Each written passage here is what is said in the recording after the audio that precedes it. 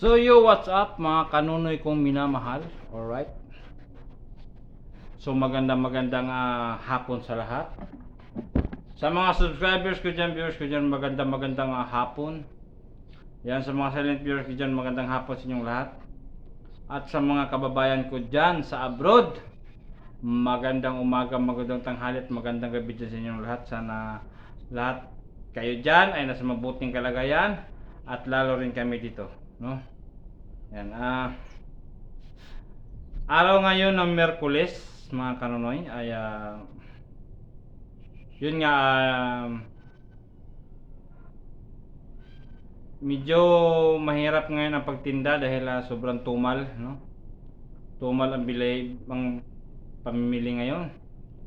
Kasi sa konti na lang dala natin, hindi pa naubos kasi ang pera kasi sa mga tao nasa sa pakwan, mga kanunoy.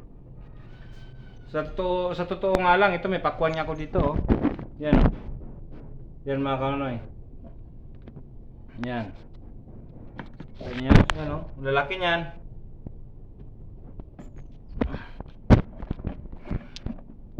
Binigay sa atin yan, mga kanunoy, eh. So sa mga ano natin, sa mga viewers natin, binigay yan sa atin. So siyempre, binigay na rin sa akin. Dalawa kasi yung malalaki binigay sa akin, eh. Tapos ang isa hiningi ng ating isang subscribers. So binigay natin. At ngayon binigyan naman ako ulit ng yung sweet gold, yung maliit. Tinanggap ko rin. At saka may pipino. Yung pipino binigay ko na dun sa may-ari ng boarding house. Yan mga kanunoy, no? Hindi na tayo masyado nakapag-vlog, no? Kasi gawa ng sobrang bisibisihan na. Sa ngayon kasi mga kanunoy, ang cellphone natin ay naghahang. Hindi pa siya totally magaling kasi sinubukan kong mag-vlog na tumatakbo ang motor, wala eh. Hindi nga abot ng 5 minutes eh. Mamatay lang kaagad. So siguro sa alog-alog siguro, ganoon. Pero hindi na tayo susuko mga kanunoy kasi dati naman ay maabot siya ng anong oras eh, di ba? Ilang minuto bago siya mag-end, di ba? So sa ngayon mga kanunoy, ang bintahan natin ay talagang matumal. So sa pandesal man ay matumal din. Pero hindi naman kasi parehas sa araw mga kanunoy, minsan meron ding maganda. Ganun talaga yan sa negosyo. Sa negosyo kasi mga kanunoy, minsan may maganda, minsan din merong matumal. Ganyan yun. Kaya para sa atin na nagsumubok na magnegosyo, susuka lang, pero wag susuko, no? Paano natin makamit ating mga magagandang plano kung tayo isusuko na maaga pa, no? Ayan, mayroon pala akong klaruhin, no, sa nag-comment dito na bakit hindi daw ako tumawag or babalik ika-business, no, kasi para daw ako makasama ulit sa kanila. Ikumpara niya sa akin si Bornok. Oo nga, mga kanunoy kong minamahal, no, ito sagot ko. Si Bornok kasi at saka ako magkaiba, no? Magkaiba antas namin yan. Kasi si Bornok driver. Lahat ng pabor na kay Bornok eh. Si Bornok ay taga doon, Caloocan lang din, no? Tapos driver, no? Tapos naging driver ni Papa din, hanggang ngayon nagiging kagwang na. Ako naman mga kaunay, layo, unang-una dito sa Iloilo. Tapos nagpa-promote lang tayo doon, naging guest lang tayo doon sa kanila ni sa business, no, sila ni ate, ni kuya. Pero ganoon pa man mga kaunay, tinanaw ko yan ng malaking utang na loob sa kanila, no? Kasi hindi dahil sa kanila hindi umabot ng 400 mahigit ang subscribers natin, ano? Yan, salamat sa kanila. Ganun pa mga kanunoy, ay hindi ko kalimutan yan, no? At saka hindi pwede kasing hindi pwede kasing pumunta ron, no? Kumbaga advance thinking na lang tayo ba, no? Kasi mahirap naman kasi yung pagdating doon, tatanungin tayo, ba't nandito ka naman? Di ba? So, nakakahiya. May problema ba? Ba't nandito ka? Di ba? So, nakakahiya, no? Kasi, alam nyo mga kanonoy, no, sa mga nag-comment. Kung hindi nyo kasi alam natawagan na ako ni Kuya, nag-usap kami. Sabi niya, padalhan daw ako ng pamasahe dito dahil pabalikin ako ron. Hanggang ngayon, hindi nawala sa isip ko yun pero hindi ko inaasahan yun. Pero talagang may niwala ako na si Kuya may isang salita. Pero siguro, nakalimutan lang, no? Sa dami kasi nga ginagawa, busy, no, palagi. Pero hindi man ako kusang pupunta ron, no? Kasi kung sila gid man magsabi na punta ka na lang dito, maghanap ka na lang ng pamasahe diyan, punta ako. Pero pag ikaw lang pumunta doon na wala kang abiso sa kanila, so nakakahiya, no? Nakakahiya kasi doon na tayo galing no? So sinabihan tayo ni Kuya, no? Doon tungkol sa ganon, sa sahod, sa revenue nila bumaba dahil sa sobrang dami ng buzzer. Yun, naintindihan natin yun. Kasi guest lang naman tayo dun Pero malay mo, di ba? Darating ang pagkakataon na isang araw na ganun ulit ang mangyari, no? Pag ganun, pag sinabi nila talaga na pupunta ako ron, talagang punta talaga ako. Yan. At saka sa mga mga kanonoy, sa sinabi ko na sa subscribers natin na ating i-vlog, hindi ko pa siya nakita mga kanonoy, hindi ko nakita kanina. So, nahuli kasi ako doon. Pagdating ko doon, mayroon nang nakadaan na nagtitinda. Nakabili na sila. So, pag once na nakabili na sila kasi mga kanonoy, babalik na yan sa loob ng bahay, hindi nila lalabas. Siguro lalabas ulit ng hapon na. No, kaya hindi natin sila nakita. Dumating kasi ako doon mga kanonoy, siguro mahigit mga kulang-kulang alas 4. Pasado alas 3 na mga kanonoy. Yan, pero hindi naman tayo susuko. Hindi tayo susuko. Ganun pa rin mga kanonoy.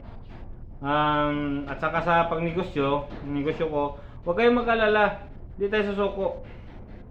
Ang gawin naman natin ang dapat na gawin. So go lang tayo, no? Kahit medyo antok. Kasi mga kanonoy, lumalabas ako dito, umalis ako dito sa bahay, 1, mga alauna, umalis na ako dito. Kasi pagdating doon sa bakery mga kanonoy, mag-ayos pa ako ng ayusin ko yung pandisusa, pandesal. Kaya umaabot tayo ng hanggang alas 2 doon sa bakery. Pag alas 2 mga kanonoy, batsi na. Pupunta na tayo ng terminal sa Ceres kasi doon tayo nagtatambay mga kanonoy para tayo mabilhan, no? Mabilhan tayo doon. So minsan sa Ceres naman mayroong maganda ang bilihan, mayroon ding tumal, no? Mayroon ding matumal. Minsan nakabenta ko doon na 200, 300, no? Minsan. So minsan din meron lang 30, meron lang 40, 50. Yan. So mag-ikot ka na, no? Yun na yun. Kasi alas 3 mga kanonoy, halimbawa nandun ako sa terminal, ang tambay ko dyan hanggang 4, no? Hindi, hanggang 5, hanggang 5 ang tambay ko dyan. Kasi pagdating ng 5, ikot na ako kasi mag-araw na yan, magliwaliwanag na. So kailangan mauna ako kasi dami rin kasi naglalako sa nilalakuan natin, dami din dumadaan, no? Kaya kailangan minsan nga mga kanonoy, nahuli na ako kaya minsan nauna rin, ganon.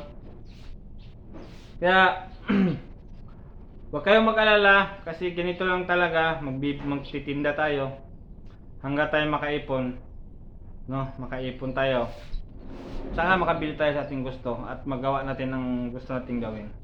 Nag-iipon kasi talaga kami kasi kami ng channel ko.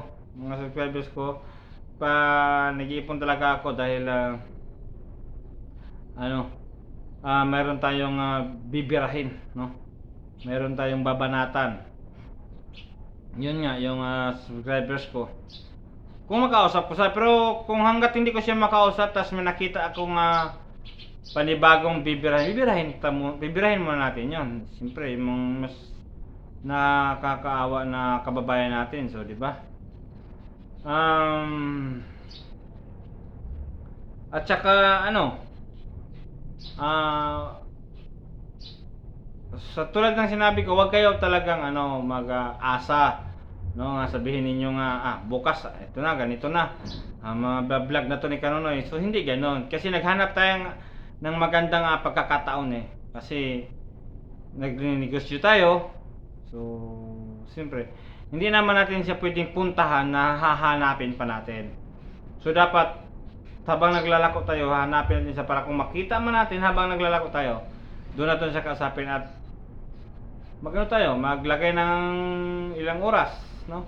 Hindi muna tayo maglako sa hapon, siya muna ang pupuntahan natin. So iba-vlog natin, mga ganun, para maganda ang pagkabahid, no? Yan sa mga bago lang pala sa aking channel, no? Huwag niyong kalimutan mag-subscribe at pindutin ang notification bell para update kayo sa aking mga videong darating. Alright, so saka huwag niyong kalimutan mag-like and share, kasi ako po ay naglalambing na sana patuloy niyong i-like and share para patuloy na usad ating munting YouTube channel, no? So yan mga Kanonoy, sa subscribers ko pala, sa solid subscribers ko dyan sa may Tigom, yan, hindi ko alam kasi nakalimutan ko pangalan mo. Mayra ka ba? Mayra? Kung mapanood mo tong video na ito, magpakita ka sa akin bukas, no? Magpakita ka sa akin bukas, kilala mo naman ako. Magpakita ka sa akin bukas para makausap kita, no? Makausap kita at makita ko ang tinitirahan nyo, no? Yan, kung mapanood mo lang itong video na ito, at saka kung sino man mga nandyan, no?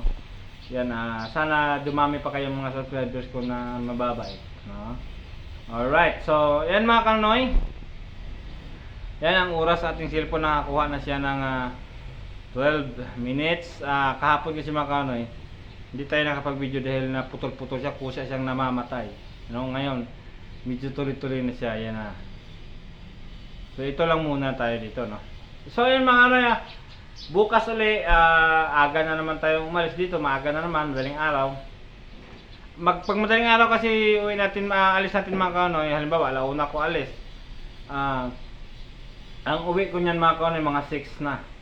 Mga 6 o 6:20, 6:30, mga ganun. So, ang kwintada dyan, 1, 2, 3, 4, 5, 6, 6 na oras. Pero sa 6 na oras na yan mga Kanonoy, ang pahinga natin dyan ay marami-rami tayo pahinga dyan mga Kanonoy. Kasi pagdating doon sa terminal, upo naman tayo doon, tinatinda lang. Yan, hindi naman papagod. Yan. So pagka uwi naman natin dito, yan, matulog. Tapos gising na naman pagka 11. Tapos maglako na naman mga 1 hanggang 3:30 mga Kanonoy, uwian na. Pinakamahaba ng oras yan ay 4, no? 1, 2, 3, 4, 4 na oras. So yan lang, ganun-ganun lang, paulit-ulit lang, ganun ang gagawin, no? At saka yung ruta natin mga Kanonoy, ganun-ganun lang din, paulit-ulit lang din, no? Hanggat sa ang mga tao ay makilala mo, masalamuha, matandaan kanila. Alright, so yan mga Kanonoy, hanggang dito na lang. Medyo mahaba ang video natin. So I love you all, never say goodbye. Tomorrow is another day. Bira, banat, tipad.